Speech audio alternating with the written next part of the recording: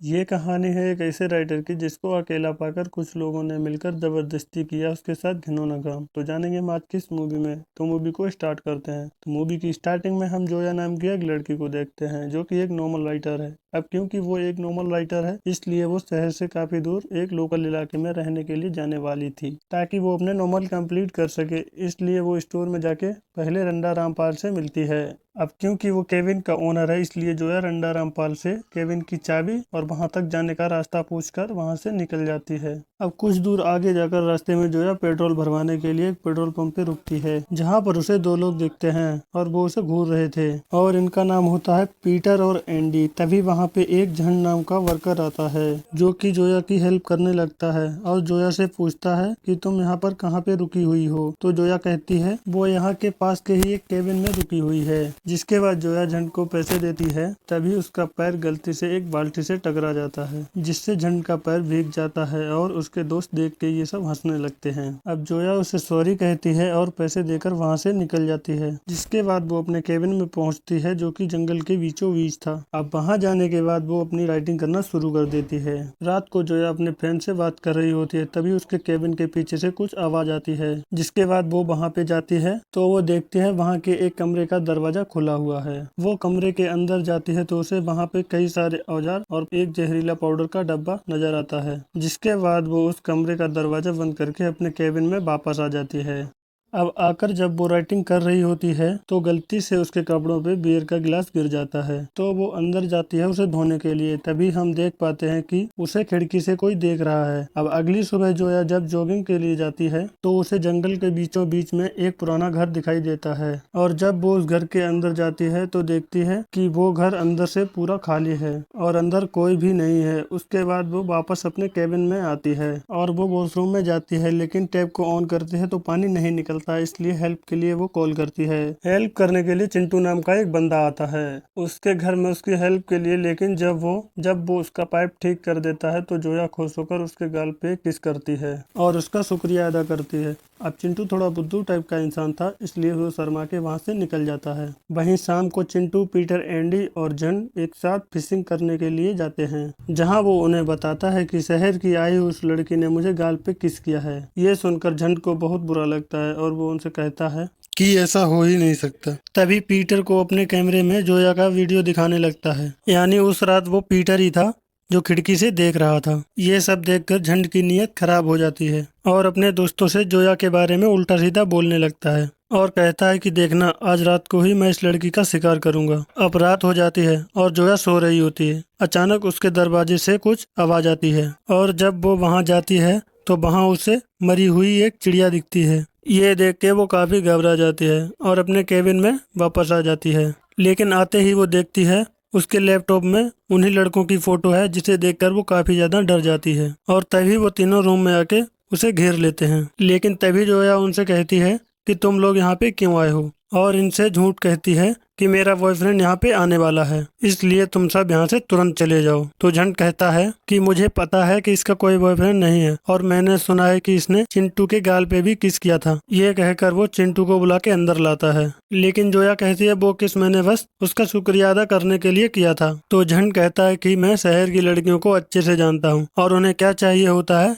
ये भी जानता हूँ। जिसके बाद झंड जोया को दारू की बोतल देता है और उसे पीने के लिए कहता है। लेकिन जोया ये नहीं करना चाहती तो झंड कहता है अगर तुम ये पी लेती हो तो हम सब यहाँ से चले जाएंगे। जिसके बाद जोया ना चाहते हुए भी वो दारू पी लेती है। लेकिन वो लोग फिर भी वहाँ से नहीं जाते और तो और झंड बेसबॉल बैट उसके मुंह में लगाता है और जोया को अपना दांत दिखाने को कहता है। लेकिन झंड उसके दांत पकड़कर हिलाने लगता है। जिसके बाद गन निकालकर जोया से कहता है कि इस गन को किस करो और इमेजिन करो कि मैं ही तुम्हारा बॉयफ्रेंड हूँ और उस गन को किस करवाता है और उस गन को उसके मुंह में डाल के हिलाने लगता है। वहीं चिंटू को ये सब देखकर अच्छा नहीं लग रहा था तो वो अपना मुंह दूसरी तरफ कर लेता है। उसके बाद एंडी जोया के मुंह में एक बोतल डालता है और उसे फोड़ने वाला होता है। लेकिन तभी जोया उसे धक्का देकर गिरा देती है और अपने बैग से स्प्रे निकालकर पीटर की आंखों में डाल देती है और वहां से भाग निकलती है। अब भागते भागते सुबह हो जाती है और रास्ते में उसे दो आदमी मिलते हैं, जिनमें से एक रंडा रामपाल भी होता है, जो कि केविन का ओनर था। इसके बाद वो इन्हें सारी बात बता देती है। तो दूसरा बंदा जोया से कहता है कि मैं एक शेरिफ हूँ और तुम चिंता ना करो। इसके बाद शेरिफ रंडा रामपाल से कहता है कि तुम जंगल की दूसरी ओर जाओ। ये कह के शेरिफ अपने साथ उसे लेकर उसके केबिन में वापस आ जाता है और जाकर जब वो वहां पे छानबीन करता है तो उसे वहां पर कोई भी नहीं मिलता है, लेकिन उसे वहां पर जोया की बियर बोतल मिलती है। तो वो कहता है कि शायद तुम्हें पीने की वजह से हेलुसिनेशन हुआ है, लेकिन जोया कहती है कि मुझे कुछ भी नहीं हुआ है, कि इन लोगों ने सच में मेरे साथ जबरदस्ती करने की कोशिश की थी।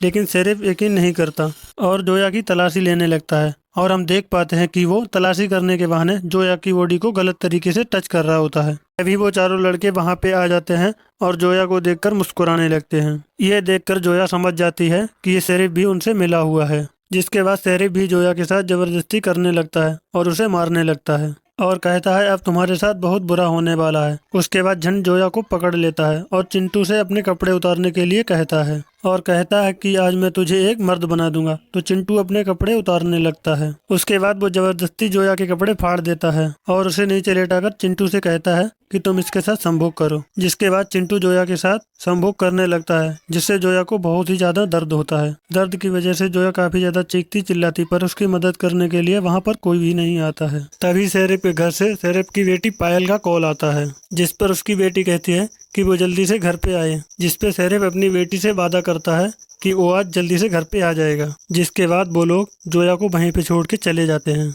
अब उनके जाने के बाद जोया किसी तरह से बिना कपड़ों की हालत में वहां से जाने लगती है, लेकिन कुछ दूर आगे जाने के बाद वो पांचों फिर से उसे सामने से आके घेर लेते हैं, क्योंकि अभी तक उनका मन नहीं भरा था। जिसके बाद वो फिर से उसे जमीन पर लिटा देते हैं और एंडी जोया के मुंह को पानी में डालने लगता है और इस बार शेरिफ अपने कपड़े उतारकर जोया के साथ जबरदस्ती करने लगता है, जिसके दर्द से जोया जोर जोर से चीखने और चिल्लाने लगती है। लेकिन वो दरिंदे एक एक करके उसके साथ सभी संभोग करने लगते हैं और जब उन लोगों का मन भर जाता है तो उसे वहीं पे छोड़ के और वहां से चले जाते हैं। इसके बाद जोया किसी तरीके से वहां से उठकर जाने लगती है और इतना जुल्म सहने के बाद वो पूरी तरीके से पागल सी हो जाती है। फिर जब वो एक पुल के पास पहुंचती है तो वो पांचों उसे मारने के लिए फिर से वहां पर आ जाते हैं, लेकिन तभी जोया पानी में कूद जाती है। जिसके बाद वो पांचों पानी में देखते हैं तो उन्हें जोया कहीं नजर नहीं आती है, इसलिए वो घंटों उसकी बॉडी ऊपर आने का इंतजार करते हैं, लेकिन जोया की बॉडी ऊपर नहीं आती है। जिसपे शेरिफ उनसे कहता है कि तुम्हें जोया पर नजर रखनी होगी, अगर वो यहाँ से भाग गई तो हम सब मुसीबत में फंस सकते हैं। फिर वो जोया की सभी चीजों को जला देते हैं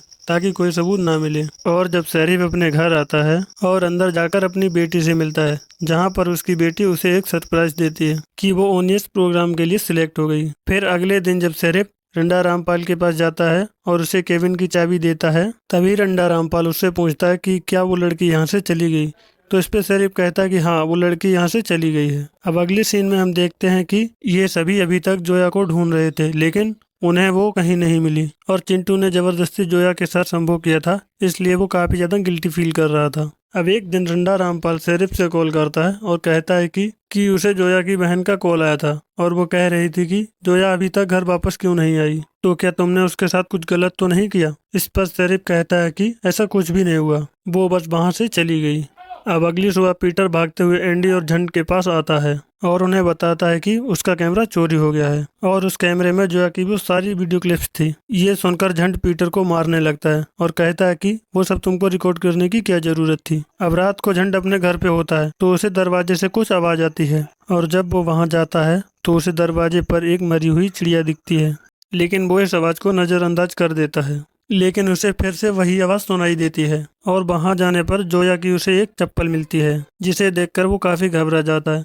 तभी उसे झाड़ियों के पीछे से एक और आवाज आती है और आगे जाने पर चिंटू के हैंड रबड़ बैंड मिलते हैं, जिससे उसे लगता है कि शायद ये चिंटू प्रैंक कर रहा है मेरे साथ। अगले दिन हम शेरिफ को अपने घर आते हुए देखते हैं, जहां उसकी वाइफ उसे एक गिफ्ट देकर कहती है कि ये तुम्हारे लिए किसी ने भेजा है, जिसके अंदर एक कैसेट भी होती है। शेरिफ जब उस कैसेट को हाथ में देखता है तो वो काफी ज्यादा डर जाता है और वो उन लड़कों के पास जाता है और जाकर वो पीटर को मारने लगता है और कहता है कि तुम्हें वो वीडियो रिकॉर्ड करने की क्या जरूरत थी। तभी झंड कहता है कि कल रात को मुझे भी कोई परेशान कर रहा था और मुझे पता है ये सब चिंटू ही कर रहा है, क्योंकि जोया की मौत से वो गिल्टी फील कर रहा है, इसलिए वो हमें डराने की कोशिश कर रहा है। फिर शेरिफ उन्हें चिंटू को ढूंढ के लाने के लिए कहता है और खुद रंडा रामपाल के पास जाता है और उसे शूट करके मार देता है, क्योंकि रंडा रामपाल को शेरिफ के ऊपर शक हो गया था। इधर चिंटू जोया के घर के सामने बैठकर गिल्टी महसूस कर रहा था, जिसके बाद उसे जोया की आवाज सुनाई देती है, जिससे वो ऊपर जाता है तो उसे सामने जोया एक सोफे पर बैठी हुई दिखती है। फिर वो उसे अपने पास बुलाती है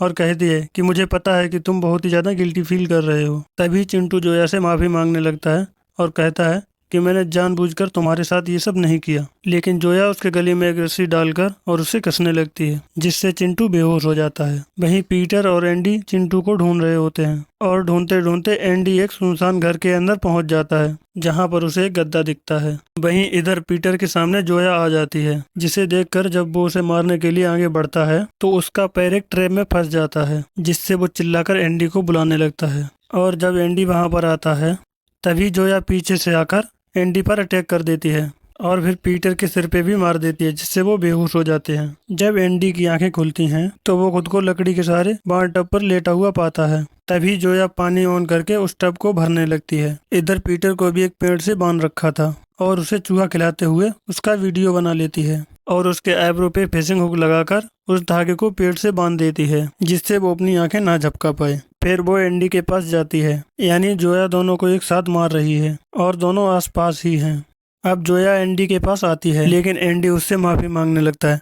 तभी वो कहती है कि मैं भी तुम्हारे सामने ऐसे ही गिड़गिड़ा रही थी, लेकिन तुम लोगों ने मेरी एक नहीं सुनी और सबने जमकर मेरा फायदा उठाया। जिसके बाद वो उसका मुंह पानी में डुबोकर कहती है कि मैं तुम्हें बहुत बुरी मौत देने वाली हूँ। फिर वो पीटर के पास जाती है और एक मछली का पेट फाड़कर उसका मांस निकालकर पीटर की आंखों में भर देती है। इसके बाद वो एंडी के पास जाकर उसके पानी में जहरीला पाउडर मिला देती है और उसके नीचे से एक लकड़ी निकाल देती है, जिसकी वजह से उसका मुंह पानी के अंदर चला जाता है, जिसकी वजह से उसका पूरा मुंह जल जाता है। और दूसरी तरफ पीटर के पास आकर कुछ पंछी उसके आंखों में लगा हुआ मांस खाने लगते हैं और साथ ही उसकी आंखें भी निकाल लेते हैं, जिसकी वजह से उसकी बुरी तरीके से मौत हो जाती है और इस तरह वो दोनों को मार देती है। जिसके बाद वो पेट्रोल पंप पे जाती है, जहां वो झंड पे हमला करके उसको किडनैप कर लेती है। जिसके बाद जब झंड की आंखें खुलती हैं तो वो खुद को बिना कपड़ों के बंधा हुआ पाता है और जोया को सामने देखकर हैरान हो जाता है। इसके बाद जोया उससे कहती है कि क्या तुम्हें पता है कि मैं तुम्हारे साथ क्या करने वाली हूँ। ये कहकर वो एक एक करके झंड के सारे दांत बाहर निकाल देती है, जिससे झंड को बहुत दर्द होता है और वो जोया को गाली देने लगता है। ये सुनकर जोया कहती है कि तुम्हें अपनी मर्दानगी पे बहुत गुरूर था ना, लेकिन आज के बाद नहीं होगा। ये कहकर वो एक कैंची लेकर उसके प्राइवेट पार्ट को काटकर उसके मुंह में डाल देती है, जिससे झंड जोर जोर से चीखने चिल्लाने लगता है और वहीं पर उसकी मौत हो जाती है। और वहीं शेरिफ जब अपने काम पे होता है तो उसकी बीवी का कॉल आता है और वो कहती है कि हमारी बेटी पायल की एक टीचर आई हुई हैं। तभी पायल भी शेरिफ से कहती है कि मेरी टीचर बहुत अच्छी हैं, जो मुझे यहाँ से एक प्लेग्राउंड में ले जाने वाली हैं। तभी शेरिफ कहता है कि अपनी टीचर से मेरी बात करवाओ। तभी हम देखते हैं कि वो टीचर कोई और नहीं बल्कि जोया ही थी, जो वहाँ पे नकली टीचर बन के आई है। जब जोया शेरिफ को अपना नाम बता देती है, ये सुनकर शेरिफ काफी ज्यादा हैरान हो जाता है और जोया से कहता है कि प्लीज मेरी बेटी को कोई चोट मत पहुँचाना। जिसके बाद जोया फोन काट देती है और उसकी बेटी को अपने साथ ले जाती है।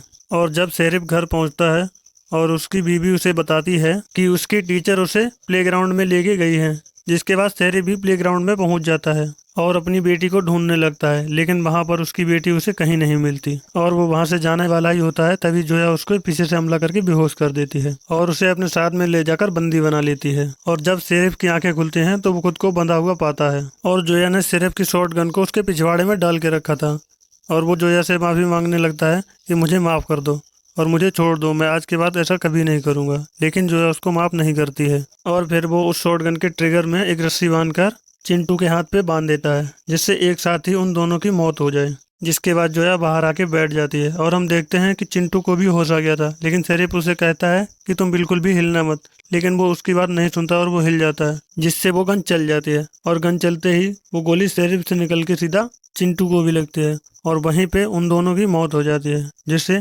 जोया का बदला पूरा हो गया। इसी के चलते जोया का बदला पूरा हो जाता है और इस मूवी की हैप्पी एंडिंग हो जाती है। तो आपको क्या लगता है कि जोया ने इनके साथ सही किया या गलत? कमेंट में बता देना।